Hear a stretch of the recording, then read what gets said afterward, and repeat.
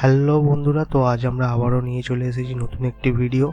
তো আজকের ভিডিওতে আমরা যাচ্ছি হচ্ছে ছোটো কাচারি, যেটা আমার বাড়ি থেকে প্রায় অনেকটাই দূরে। তো দুপুর বেরিয়ে গিয়েছিলাম। যেতে যেতে সত্যি শহর থেকে যখন গ্রামের দিকে ঢুকলাম, দৃশ্যগুলি যেগুলো ছিল অপূর্ব ছিল। মানে খালি মাঠের মাঝখান দিয়ে সরু রাস্তা দিয়ে আমরা আস্তে আস্তে এগিয়ে যাচ্ছিলাম। চারিদিকে খোলা মাঠ, মাঠের মধ্যে সব বাচ্চারা খেলাধুলা করছে। তো দেখে সত্যিই ভালো লাগছিল, কারণ আমাদের এদিকে প্রায় এইসব দৃশ্য দেখা যায় না। তো আমরা আস্তে আস্তে রাস্তা দিয়ে এগিয়ে যাচ্ছিলাম। যেতে যেতে দেখলাম একটা গরু একটা কাকুতিওনের রাস্তায় ছিল। তো ওইদিকে দেখতে দেখতে আমি একটা গরুর প্রায় উপরে উঠেই গেছিলাম গাড়ি নিয়ে।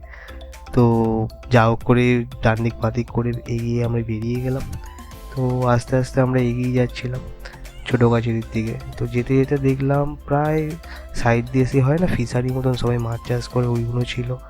আর কিছুটা ছাড়া ছাড়া একটা করে ছোটো ছোটো মাঠ টাইপের বানানো, বাচ্চারা সব খেলছে। তো আমরা মানে দুটো মাঠের মাঝখান দিয়ে সরু একটা রাস্তা দিয়ে আস্তে আস্তে এগিয়ে যাচ্ছিলাম। ঝড় বৃষ্টির দিনগুলোতে এই মাঠগুলো সত্যি আরও বেশি সুন্দর লাগে দেখতে। তো এইদিকে দেখুন সূর্য আস্তে আস্তে ডুবে যাচ্ছে, তো দেখেও ভালো লাগছে। পুরো ফাঁকা মাঠ ছিল, মানে অত লোকজন গাড়ি ঘোড়া অত কিছু নেই। তো সত্যি মানে যেতেও ভালো লাগছিলো। এই আমাদের সেই ছোটো কাছারি মন্দিরের ভিতরটাও শিবলিঙ্গ যেটা ছিল সেটা খুবই ভালো।